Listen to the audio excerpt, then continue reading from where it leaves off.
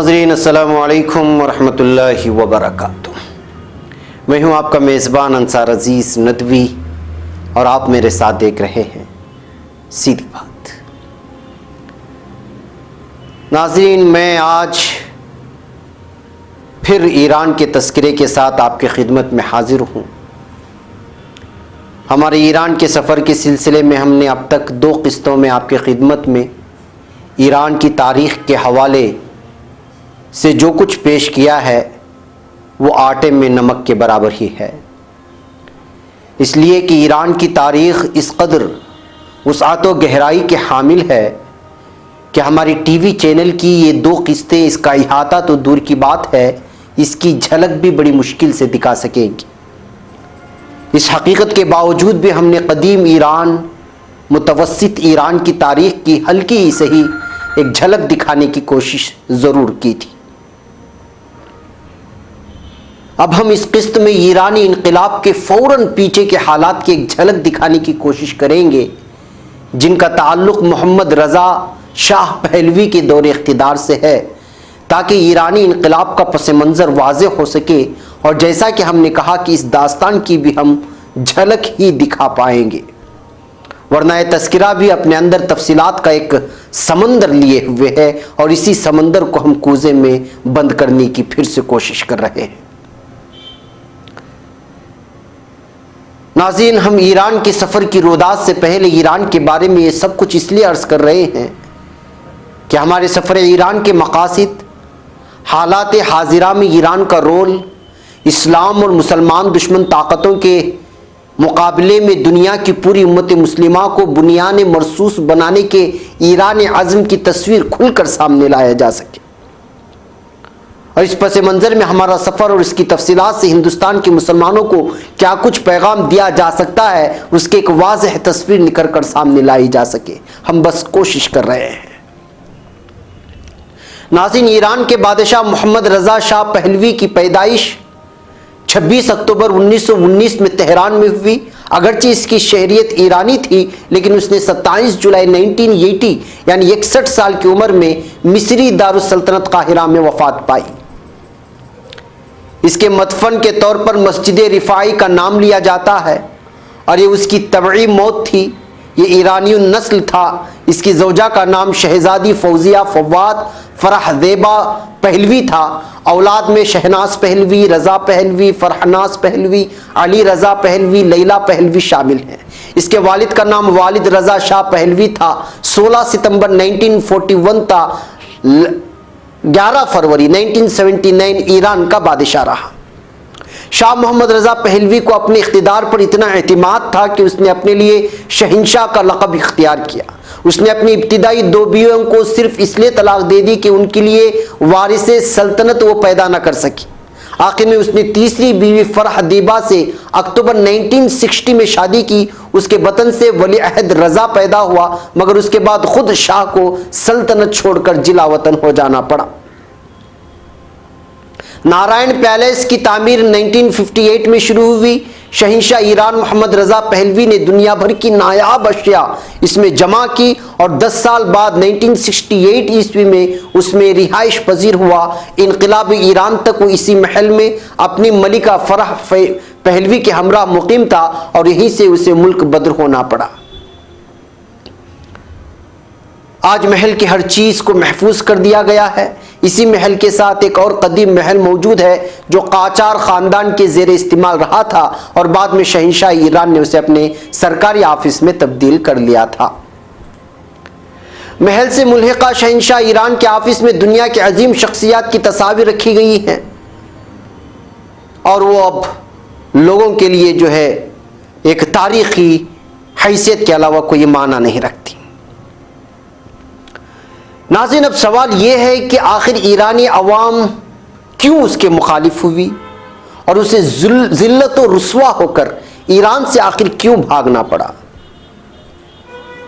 ناظرین، دراصل یہ بددیانت پہلوی حکمران محمد رضا شاہ اور اس کا باپ ایرانی قوم کو اپنا غلام سمجھتے تھے، اور امریکہ اور اسرائیل کے اشاروں پر سرزمین ایران کے نوجوانوں اور عوام کا خون بہانے میں کوئی دریغ نہیں کرتے تھے۔ انہوں نے اسلام اور آزادی کی ہر آواز کو سنگینیوں، مشن گنوں اور دنیا کے جدید ترین مہلک اسلحوں کے بل پر دبانے کی کوشش کی۔ ڈاکٹر آر نقوی لکھتے ہیں کہ انسانی خون جس بے دردی سے بہایا گیا اور جبر و تشدد اور ایذا رسانی کے جو غیر انسانی طریقے استعمال کیے گئے، ان کی مثال دنیا کی تاریخ میں نہیں ملتی۔ پہلوی حکمرانوں نے اپنی نام نہاد شان و شوکت کی خاطر سرزمین ایران کو امریکہ اور اسرائیل کے قدموں میں ڈال دیا تھا۔ یہ خائن شاہ قومی سرمایہ کو اپنا اور اپنے خاندان کی ملکیت سمجھتا تھا۔ جھوٹی شان و شوکت اور عیاشی میں قومی سرمایہ کو پانی کی طرح بہایا جاتا تھا، اور 2500 سالہ جشن تاج پوشی میں جس میں دنیا کے تمام ممالک کے حکمرانوں اور سرکردہ شخصیتوں کو مدعو کیا گیا تھا، جس قدر شراب استعمال کی گئی اس کی مثال کہیں نہیں ملتی۔ رقص و سرور اور عیش و عشرت کی محفلیں گرم ہوئی اور بیش قیمت تحائف اور نذرانوں سے مہمانوں کو نوازا گیا۔ قومی سرمایہ کو عوامی فلاح و بہبود پر خرچ کرنے کے بجائے عیش و عشرت اور لہو و لعب کی باتوں میں برباد کیا جاتا رہا۔ ملک کے عوام مر رہے تھے اور غیر ملکی بینکوں کے شاہی اکاؤنٹوں میں روز بروز اضافہ ہو رہا تھا۔ جب یہ شاہ ایران سے فرار ہوا، اس وقت اس کے نام سے 22 ارب ڈالر امریکہ اور سوئٹزرلینڈ کے بینکوں میں جمع کیے گئے تھے، اور آج بھی بینکوں میں شاہ کے کھاتوں میں موجود ہے وہ رقم۔ بہرکیف ناظرین، مجھے یہاں چھوٹے سے بریک کی اجازت دیں، بریک کے اس پار کچھ اور تفصیلات آپ کے سامنے رکھتا ہوں۔ معزز و مکرم سیدھی بات کے ناظرین، سیدھی بات کے اشتہاری ممبرشپ کارڈ سے جڑیے اور اپنے کاروبار سمیت اپنے تعلیمی و دیگر اداروں کو مضبوط کیجیے۔ سیدھی بات لا رہا ہے مختصر مدت کے لیے بہت ہی انوکھا اور بھرپور فائدہ مند آفر۔ ہماری اس اشتہاری ممبرشپ سے جڑیے اور اپنی تجارت کو فروغ دینے کے ساتھ ساتھ ادارے سیدھی بات کو مضبوط کیجیے۔ لائف ٹائم اشتہاری ممبرشپ کارڈ کی تفصیلات حاصل کرنے کے لیے اس نمبر پر واٹس ایپ کریں، چاہے ملک کے کسی بھی کونے سے یا بیرون ممالک سے ہی کیوں نہ ہو۔ نمبر ہے 9663027449۔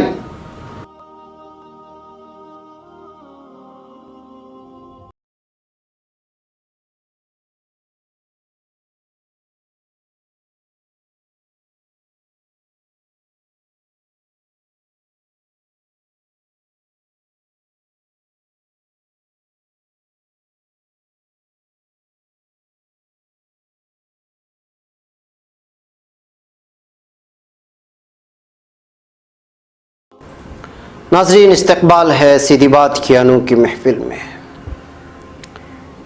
ناظرین، یہ ظالم بادشاہ اپنے ظلم اور جابر حکومت کو قائم رکھنے کے لیے درندہ صفت اور سنگ دل انسانوں کا ایک گروہ اکٹھا کیا ہوا تھا۔ اس میں اس شاہ پہلوی کی خفیہ پولیس سواق اپنی جبر و تشدد، ایذا و رسانی، قتل و غارت گری اور دہشت گردی میں پیش رہتی تھی۔ اس کے علاوہ CIA امریکہ کی جاسوسی تنظیم کی بھی شاہ خائن کو اپنے شیطانی عزائم کی تکمیل میں حمایت حاصل تھی۔ جب فوج اور پولیس میں خاص طور سے ان کے نوجوانوں طبقے میں شاہ نے حکومت سے بیزاری اور نفرت کے آثار دیکھے تو انہیں برطرف کر کے ان کی جگہوں پر اپنے زرخرید غلاموں کا تقرر کیا۔ اپنے پرانے نمکخواروں، جن میں بڑے بڑے جنرل اور فوج و پولیس کے بعض اعلیٰ عہدیدار شامل تھے، ان کی ملازمت کی مدت ختم ہو جانے کے باوجود اعلیٰ عہدوں پر برقرار رکھا تاکہ نوجوان اور تعلیم یافتہ طبقہ ان عہدوں سے محروم رہے۔ ان بوڑھے افسروں نے بھی اپنے آقا کی حمایت میں کوئی کسر باقی نہ رکھی اور اس کے ایک ادنا سے اشارے پر غیرت مند نوجوان اور حریت پسند عوام، جن میں استاد، ڈاکٹر، وکیل، انجینئر، مذہبی رہنما، دینی طلباء اور بعض دیگر طبقوں کے مرد اور خواتین سبھی شامل تھے، ان کی خون کی ندیاں بہا کر خوب حق نمک ادا کیا۔ بہرکیف ناظرین، یہ تھی پہلوی کی کارستانیاں جو اس کے دور میں ہوئی، جو ظلم و تشدد ہوا۔ اس کی اسی خبیث حرکتوں اور ایران میں لادینیت لانے کی وجہ سے وہاں کے عوام بھڑکی، مگر اصل محرکات کیا تھے؟ لوگوں کے اندر اس کے خلاف جو نفرت پیدا کی گئی اس کا اصل وجہ کیا تھی، اس کو سمجھنے کے لیے ہمیں امام خمینی جو انقلاب کے بانی تھے ان کے بارے میں اور ان کی زندگی کے بارے میں جاننا ہوگا۔ امام خمینی کے اسلامی انقلاب کا آغاز کیا تھا، اس کو جب ہم گہرائی کے ساتھ سمجھنے کی کوشش کریں گے تو حالیہ امریکہ اور اسرائیل کی ایران کے ساتھ دشمنی کی تصویر صاف اور واضح ہو کر سامنے آئے گی۔ بہرکیف ناظرین، آئیے سب سے پہلے ہم امام خمینی کو سمجھنے کی کوشش کرتے ہیں۔ 24 ستمبر 1902 کو یہ خمین شہر میں پیدا ہوئے۔ ایران کا ایک شہر ہے خمین۔ ان کے والد آیت اللہ سید مصطفیٰ مرحوم، جو آیت اللہ العظمی میرازی شیرازی کے ہم عصر تھے، نجف اشرف میں اسلامی علوم کے اعلیٰ مدارج طے کرنے کے بعد درجہ اجتہاد پر فائز ہوئے تھے، اور پھر ایران واپس آ گئے اور شہر خمین میں تبلیغ و ہدایت کے فرائض انجام دینے لگے۔ حضرت امام خمینی کی ولادت کو ابھی 5 ماہ سے زیادہ کا عرصہ نہیں گزرا تھا کہ حکومت وقت کے ایجنٹوں نے ان کے والد بزرگوار کی ندائے حق جواب بندوق کی گولیوں سے دیا اور انہیں شہید کر دیا گیا۔ بہرکیف ان کے والد کی ایک الگ داستان ہے۔ حضرت امام خمینی 1340 ہجری قمری کو آیت اللہ العظمی شیخ عبد الکریم حائزی یزدی کے علاقے قم، جو اس وقت علم کا مرکز اور اس وقت بھی علم کا مرکز کہلاتا تھا، بلکہ ابھی یہ شہر علم کا مرکز ہی کہلاتا ہے کہ کئی یونیورسٹیاں، کالجز، دینی مدرسے، مزار اور بڑے بڑے تاریخی کتب خانوں کا مرکز ہے، اور ہمارا قیام بھی یہاں پر رہا، اس شہر میں 3 دن تک رہا۔ ہم نے اپنے آنکھوں سے اس شہر کو اور وہاں کے علمی مراکز کو دیکھا ہے۔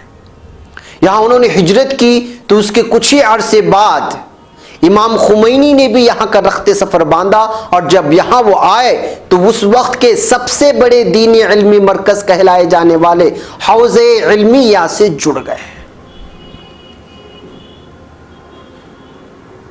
1962 اور 61 میں صوبائی اور ضلعی سطح کے کونسلوں کی تشکیل میں امام صاحب نے خوب جدوجہد کی اور علماء کی تحریک میں اہم کردار رہا اس تحریک میں، اور یہیں سے حضرت امام خمینی عوام اور علماء کے نظروں میں آ چکے تھے۔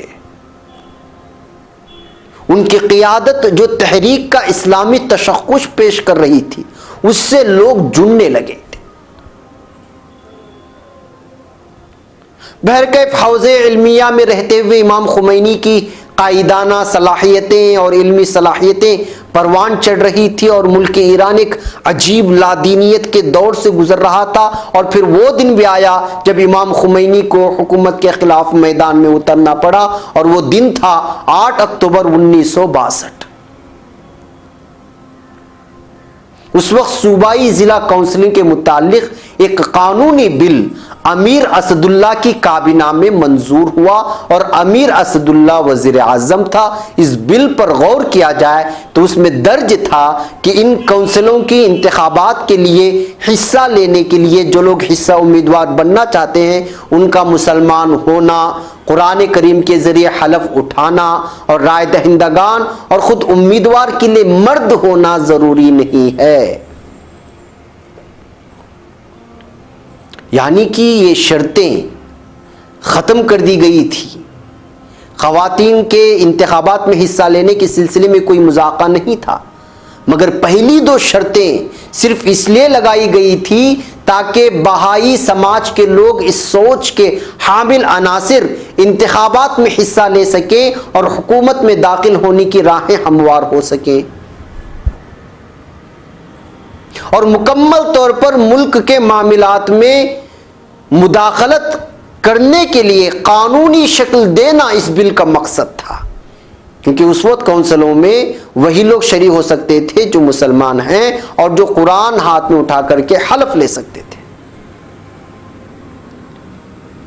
شاہ پہلوی کے لیے امریکہ کی حمایت اسی شرط پر تھی کہ ایران اسرائیل کے ساتھ اپنے تعلقات کو فروغ دے اور ایران کے تینوں اہم اداروں یعنی قانون میں، عدلیہ میں اور پارلیمنٹ میں سامراجی مسلک بہائیت کے پیروکار وہاں آ جائیں تاکہ وہ اسرائیل کو مداخلت کے راستے ہموار کر سکے۔ ناظرین، اب یہاں چلتے چلتے ایک سوال پیدا ہوتا ہے کہ یہ بہائی کون ہے؟ میں ان کے سلسلے میں یہاں مذکور اس لیے کہ یہ سمجھنے کے لیے ضروری ہے کہ بہائی مذہب کیا ہے، 4-5 لائنوں میں آپ کو سمجھا کر کے آگے بڑھتا ہوں کہ آپ کو معلوم ہو سکے کہ اس بل کی مخالفت نے کس طرح ایک اسلامی انقلاب کا جنم لیا تھا۔ بہائیت ایک آزاد خیال مذہب ہے۔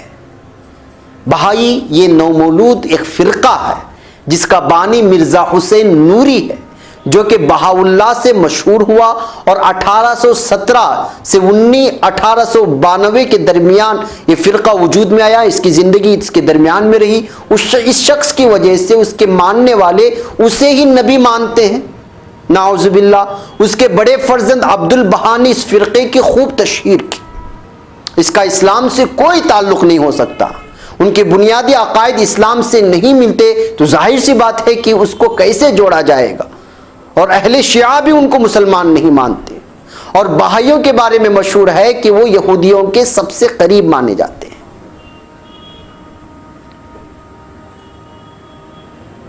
اب کہا جاتا ہے کہ ان کی تعداد اس وقت دنیا بھر میں 50 لاکھ ہے۔ یہ لوگ خنزیر کو کھانا جائز سمجھتے ہیں۔ ایسے بہت سارے عقائد ہیں جو ٹکراتے ہیں۔ آپ ان کو قادیانی سے بھی گیا گزرا فرقہ کہہ سکتے ہیں۔ لہذا انہی کو حکومت میں مداخلت کے غرض سے وہ بل لائی گئی تھی اور اس کو منظوری ملی۔ بہرکیف ناظرین، اس بل کے لانے کے بعد کیا ہوا اور پھر کس طرح انقلاب کی چنگاری شعلے میں بدلتی چلی گئی، اس پر روشنی ڈالوں گا ایک چھوٹے سے بریک کی اجازت۔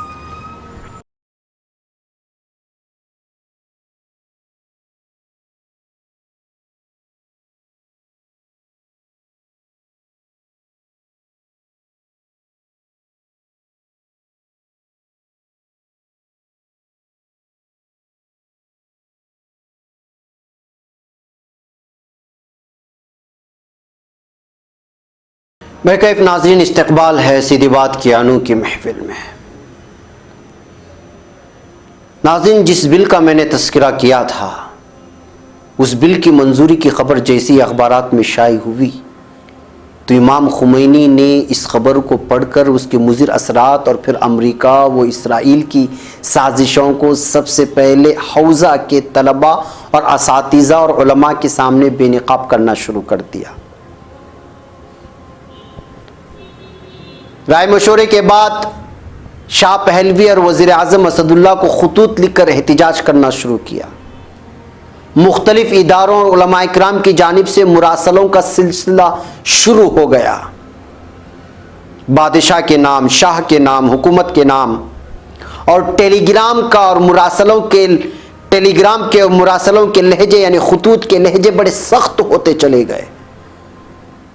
حضرت امام خمینی رحمۃ اللہ علیہ براہ راست حکومت کو للکارنا شروع کر دیا۔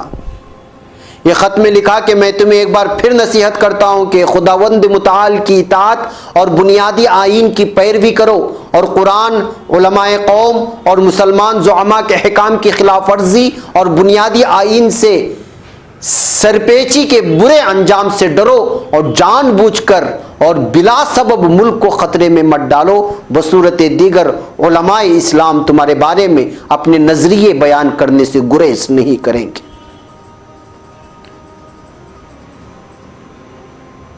بہرکیف ناظرین، ایک طرف لادینیت اور امریکہ کا پٹو شاہ تھا، اور دوسری جانب علماء اور طلباء کا گروہ، اور پھر دھیرے دھیرے یہ تحریک عوام میں پھیلتی چلی گئی، اور حضرت امام خمینی ایران میں مقبولیت حاصل کرنے لگے، اور ان کے بولنے کا ملکہ بھی بڑا خوب تھا۔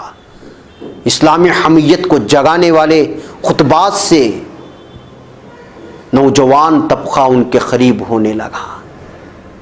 پھر 1964 کا نیا سال، عید نوروز جس کو کہا جاتا ہے، جس کو بڑے ہنگامی انداز میں اور بڑے زور و شور سے ایران میں منایا جاتا ہے اس کا بائیکاٹ کیا گیا، کیونکہ رضا پہلوی اپنے غرور اور تکبر میں ملوث تھا، علماء اکرام کی کوئی بات مان نہیں رہا تھا، مدرسے فیضیہ میں شاہ امریکہ کی مرضی کے مطابقت اور یانیت کے پروگراموں کو نافذ کرنا چاہ رہا تھا، موسیقی کے پروگراموں کو نافذ کرنا چاہ رہا تھا، اسی کے مرضی کے مطابق اس کو پیش کرنا چاہ رہا تھا، اس کا بائیکاٹ کیا گیا۔ پھر کیا تھا؟ مدرسے فیضیہ کے مظلوم طلبہ کے خون سے پورا مدرسہ اور پوری زمین لال ہو گئی، ظلم و تشدد کیا گیا طلبہ پر۔ پھر کیف ناظرین، یہ ظلم و تشدد کی داستان بڑی لمبی ہے۔ امام خمینی رحمۃ اللہ علیہ کو بار بار گرفتار کیا جاتا رہا، کبھی قم سے دوسرے شہر بھیجا جاتا رہا۔ 1964 میں ان کو ترکی جلاوطن کر دیا گیا۔ جلاوطنی کے بعد ایران میں اجتماعی مظاہرے شروع ہوئے، دکانیں بند، تجارتی مراکز بند، عوامی سیاسی مذہبی حلقوں کی جانب خطوط کا سلسلہ شروع ہو گیا کہ امام صاحب کو واپس لایا جائے۔ ترکی میں 11 مہینے رہنے کے بعد وہاں سے عراق بھیج دیے گئے۔ ایک ہفتے بعد وہاں نجف اشرف اپنے قیام گاہ پہنچے، یہی ان کا ٹھکانہ بن گیا 13 سال تک۔ دنیا بھر کے تانے سہنے کے بعد بھی وہ اپنے مقصد سے نہیں ہٹے، یہاں سے اپنے لوگوں کو خطوط لکھنا شروع کر دیا۔ ایک طرف ایران کے عوام پہلوی کے خلاف یکجا ہو رہے تھے، دوسری جانب عراق میں بعثی حکومت اور ایران میں اختلاف بڑھ گئے تھے۔ یہ وہی دور تھا جہاں عراق سے ایرانیوں کو نکال باہر کرنے کا سلسلہ جاری ہو چکا تھا اور بہت بڑی تعداد میں ایرانی عراق سے نکالے جا رہے تھے۔ اسی موقع پر امام خمینی نے جہاں عراقی حکومت کی سرزنش کی تھی، وہیں فلسطین کو لے کر اپنے موقف کا اظہار کیا تھا کہ مسلمان اپنے زکوٰۃ کا کچھ حصہ فلسطین روانہ کریں، وہ چاہے دنیا کے کسی بھی خطے میں کیوں نہ ہو۔ اور یہ فتویٰ اس وقت بہت ہی سرخیوں میں آیا تھا جب ایرانیوں کو عراق سے نکالا جا رہا تھا، تو امام خمینی نے بھی چاہا کہ وہاں سے نکلیں، مگر عراق کے بعثی حکومت نے بھانپ لیا تھا کہ اس کے نتائج کیا آئیں گے، لہٰذا ان کو جانے کی اجازت نہیں دی گئی، یعنی عراق سے ایران آنے کی اجازت نہیں دی گئی۔ ایک لمبی داستان ہے ناظرین، پڑھنا چاہیے آپ لوگوں کو۔ بہرکیف ناظرین، کبھی مقام شیعہ کیلنڈر کے خلاف امام صاحب کا فتویٰ آیا تو عوام نے ہاتھوں ہاتھ لیا اور شاہ کی حکومت ذلیل و خوار ہوتی رہی۔ پھر وہ دن بھی آیا کہ امام خمینی کے خلاف حکومت نے روزنامہ اطلاعات میں اہانت آمیز مقالہ شائع کر دیا، جس کا نتیجہ یہ نکلا کہ قم شہر احتجاج میں بدل گیا۔ جہاں دیکھو وہاں احتجاجی نظر آنے لگا، انقلابی تحریک میں جان سے آ گئی تھی۔ طلبہ اس قدر مشتعل ہو گئے تھے کہ شاہ کے فوجیوں نے طلبہ کا قتل عام شروع کر دیا۔ پھر نومبر 1978 کو باقاعدہ ایک انقلابی کونسل تشکیل میں آ گئی۔ بہرکیف ناظرین، اس داستان کے پیچھے بھاگتے بھاگتے یہ سمجھ لیجئے کہ کئی بار ملک بدر ہوئے، 7 سے زائد بار امام خمینی ملک سے گرفتار کیے گئے، ملک سے بدر کیے گئے۔ ہم نے شہر قم بھی دیکھا، یہاں کے لوگوں سے ان کے قصے سنے۔ تہران میں قم سے آ کر جہاں وہ نوجوانوں کو اکٹھا کر کے انقلابی تحریک چلاتے تھے، تہران میں اس وقت اس علاقے کو بھی ہم نے دیکھا۔ بہرکیف ایک طرف 14 سال سے جلاوطنی کے بعد امام خمینی کے واپس ایران لوٹنے کی خبر آ رہی تھی، اور ادھر 16 جنوری 1989 کو شاہ محمد رضا پہلوی 1979 کو ایران سے بھاگنے کا منصوبہ بنا چکا تھا۔ کہنے والے کہتے ہیں کہ ہوائی جہاز میں داخل ہوا تو وہ زار و قطار رو رہا تھا۔ ملک سے باہر جانے کے لیے اس وقت کے وزیر اعظم شاہپور بختیار نے آمادہ کیا۔ 11 فروری 1979 میں ایران کی شاہی حکومت کا مکمل خاتمہ ہو گیا۔ اس کے بعد وہ مختلف ملکوں میں پھرتا، در بدر کی ٹھوکریں کھاتا ہوا پھرتا رہا۔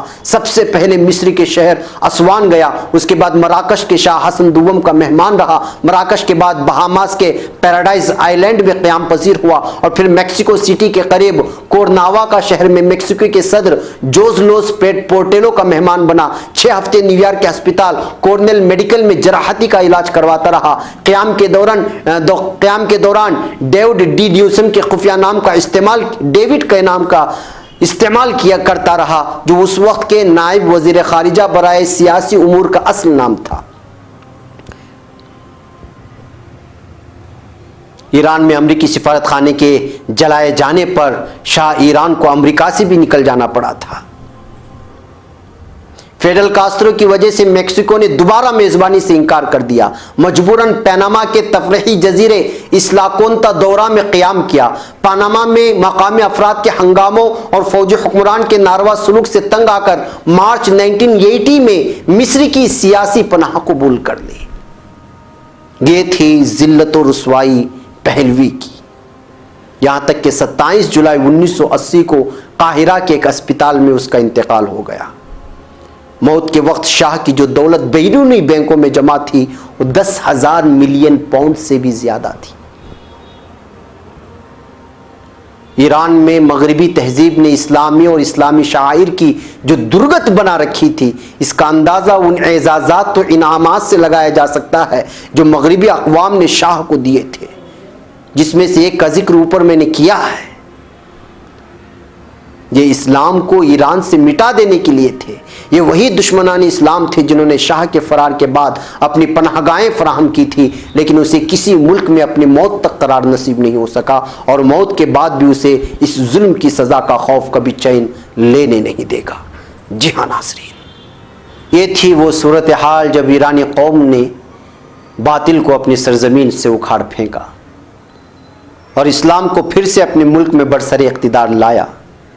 یہ انقلاب محض کوئی سیاسی انقلاب نہیں تھا، بلکہ اس انقلاب نے ملک کی سیاست، طرز سیاست، معیشت، معاشرت، بلکہ زندگی کے ہر شعبے کو بدل کر رکھ دیا تھا۔ ہم کو سمجھنا چاہیے کہ کوئی محض مخصوص قوم و ملک کا انقلاب نہیں تھا، بلکہ ایک دینی حمیت والا انقلاب تھا، جس کا وجود باطل کے آنکھ میں آج بھی کھٹکتا ہے۔ ایران کی 90% عوام سے میرا اور آپ کے عقیدے کی بہت سارے اختلافات ہو سکتے ہیں، لیکن اس کو اپنی جگہ رکھتے ہوئے عالمی سطح پر اور سیاسی سطح پر سوچا جائے تو اس انقلاب کو ہم کیا نام دے سکتے ہیں، آپ خود اندازہ لگائیں۔ اپنے قیام کے دوران ایران کو ہم نے قریب سے دیکھنے کی کوشش کی۔ یہ قوم ایسی نہیں ہے جو کسی سے ڈری ہوئی ہو، بلکہ یہ موت سے بے خوف ایک جیالی قوم ہے اور نڈر قوم ہے۔ میں اگلے ایپیسوڈ میں ہمارے سفر کے دوران ہم نے جو اچھائیاں دیکھی وہ بھی ہم آپ کے سامنے رکھیں گے، اور جہاں ہمیں کمیاں محسوس ہوئی وہ بھی ہم ایمانداری کے ساتھ پیش کریں گے، اور یہی ہماری صحافت کا تقاضا بھی ہے۔ اس کے بعد ہمارے 2 ایپیسوڈ آئیں گے۔ ایک ایپیسوڈ وہ جو اس کے بعد جب ایران امام خمینی کے ہاتھوں چلا گیا تو اس وقت اس کے اندر کیا بدلاؤ آیا، اور اس بدلاؤ کے بعد اس وقت عالمی اسلام میں ایران کا جو نقشہ اور اس کا جو چہرہ پیش کیا گیا ہے وہ کس انداز میں ہے۔ میرے اور آپ کے ذہنوں میں بہت سارے سوالات ہو سکتے ہیں، ان سوالات کو کھوجتے ہوئے میں گیا ہوں اور کچھ جوابات حاصل کرنے کی کوشش کی ہے۔ ممکن ہے کہ وہ جوابات ہم لوگوں کے سامنے ابھی تک نہ آئے ہوں، ایسے افراد سے جو ہے وہاں کے قانون سے جڑے ہوئے ہیں، وہاں کی وزارتوں سے جڑے ہوئے ہیں اور وہاں کی سرکار سے جڑے ہوئے ہیں۔ بھائی قیب ناظرین، مجھے یہاں پر اجازت دیں، اگلے ایپیسوڈ میں انشاءاللہ اور بھی بہت ساری تفصیلات لے کر آپ لوگوں کی خدمت میں حاضر ہوتا ہوں۔ ان ویڈیوز کو جتنا ہو سکے اپنے دوستوں احباب میں شیئر کرنے کی کوشش کریں۔ السلام علیکم ورحمۃ اللہ وبرکاتہ۔